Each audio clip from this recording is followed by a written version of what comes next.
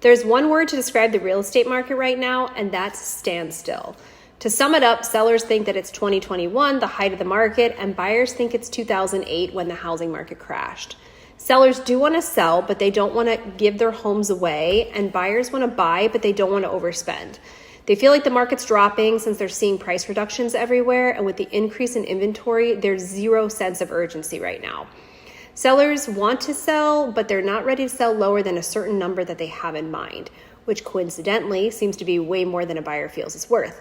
In a lot of cases, I'm seeing homes that are mainly priced over $600,000 where buyers are offering over $100,000 less than the asking price, whether or not the house is priced properly or not. Sellers don't want to sell that low, so they're just going to hold on to it and wait, and buyers aren't budging because in addition to the interest rates being just under 7%, insurance and taxes have also dramatically increased. Not to mention, inventory has increased over 63% since this time last year. Currently, there's over 3,200 single-family homes for sale in just Naples and over 3,700 condos and townhomes. Condos are seeing an even tougher time because in addition to what I mentioned above, there's also new laws where any building over 3 feet have to have a structural review and bring things up to code, which costs money, and another law to keep money in the reserves to cover expenses of the actual building. Couple that with some lingering hurricane damage or prevention, and homeowners are looking at additional assessments that are really high in condos. It's made condo owners want to sell, but it doesn't make buyers eager to buy.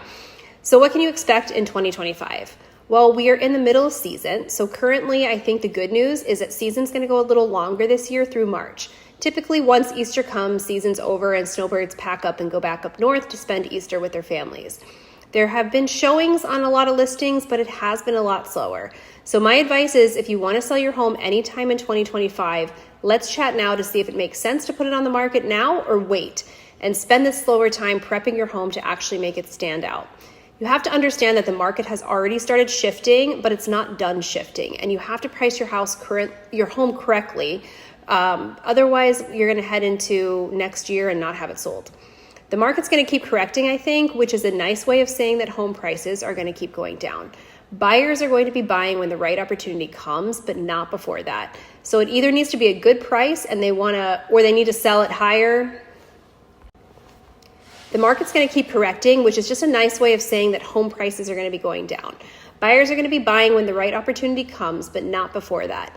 It either needs to be a good price and value, or they're going to need to sell high to buy in the current market. And most of them that are selling right now are actually cash buyers or buyers who are borrowing against their own money behind the scenes, which essentially is a cash buyer. The interesting thing is that it doesn't mean that since it's a slower market that things have been completely dead. In fact, I have an entire spreadsheet of buyers and sellers who want to sell and buy, but they're just waiting for the right time for them where it makes sense. The good thing about this is that they are going to be in a strong position when the right time does come, because I can see with the data, being in this day to day, I can see the data about 3 months ahead of any mainstream news reports of what's actually going on. So I'm going to get into it in a minute about how you can get your name and information on that list also. But the good news is I don't think that the sky is falling. If I see that happening, I'll definitely make a video to give you a warning so you can pull some cash and get ready to buy. But I do think it's going to go back to around pre-2020 days, which means a lot longer days on the market, months even, that we're used to in the last 5 years, and prices being a lot lower than what we've seen. I do think it'll be a tad higher than 2020 or pre-2020, but unless interest rates or something major shifts, I think that's where we're at. So I'm going to make a part 2 about what you can do right now as a buyer or seller to get ready for this. Stay tuned.